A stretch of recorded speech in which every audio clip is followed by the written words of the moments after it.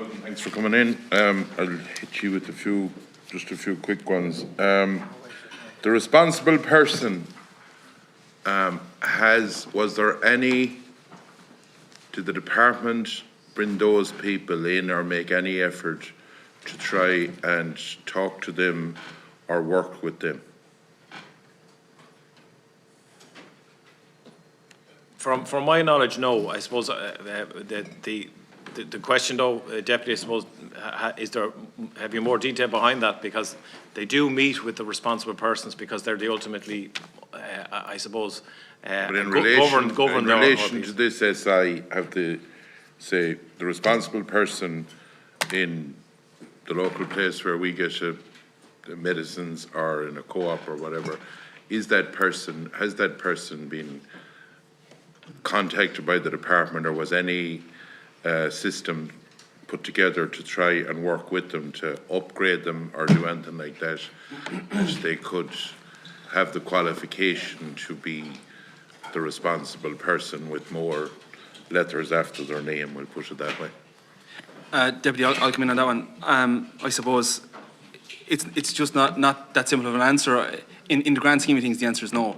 If you look through the detail within the SI, I suppose many of us are unsure of the role of the responsible person going forward. We have all of these responsible persons within our businesses, but ultimately it's a vet that's going to do the prescribing, and the terms and conditions are required to comply with the proper assessment protocol. Before now, I'm not talking about now, but when this was starting off, was there any engagement to try and see could there be resolving? At that point, there was no engagement with responsible persons. That's all I want to know.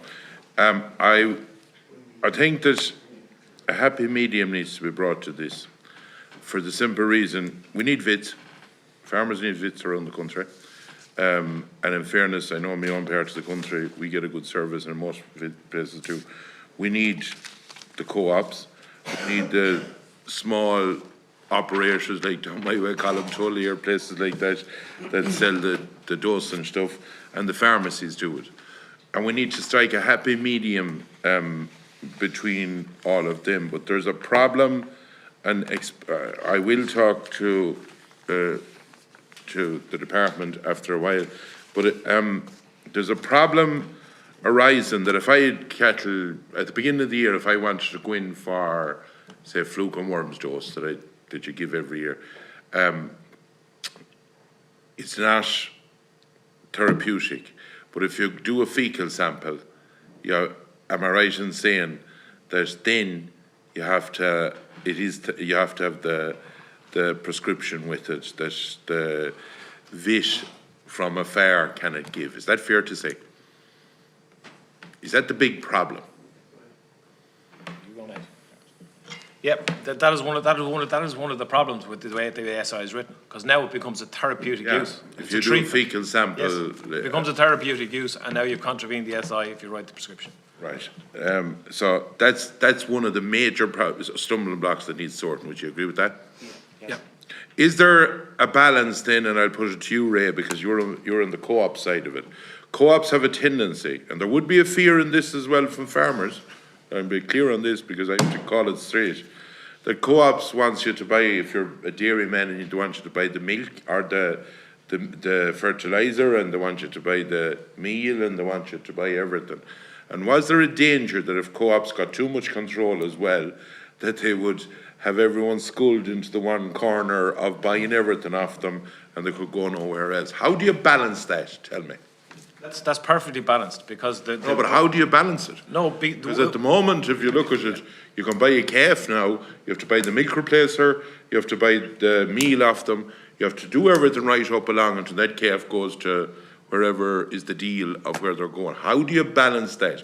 They are a totally different outfit compared with the small merchant down the country that you run in and you get your dose and stuff off, or a pharmacy. How do you balance that? Well, I would contend my colleagues in this particular argument in the Alliance are the balance to that. They are independent people actively competing with the co-ops and keeping the co-ops honest. So I have no issue whatsoever with the particular proposition you put forward. It's balanced by the marketplace. And that's, again, one of our contentions for this SI to be amended, is to allow the market to balance itself. not to keep it 75% skewed towards one operator. So I have no issue with that, Deputy, at all. Terence, you reckon that there could be 500 to 600, is it outfits or individuals or what lost if this goes the route it's going at the moment? So the group that I represent, the ILMA, we would basically, we'd be articulating the difficulties and the views of about 350 small merchants throughout all of the 26 counties, myself included.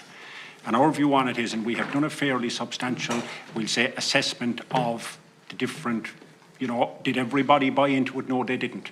But the feedback that we were getting was we could actually count 38 merchants that we genuinely believed would remain in business if the officials in the department were to make what we considered would be the appropriate amendments both to the SI and the prescribing protocol. So in that alone, we're losing 8 out of every 9 members we have. If the amendments are With the new legislation? Yes. Even if it was changed? Even if it was changed, we will lose 8 out of 9. And our belief is, if the amendments are made, we estimate that we will probably end up with about somewhere between 5 and 10 out of 350. Thanks.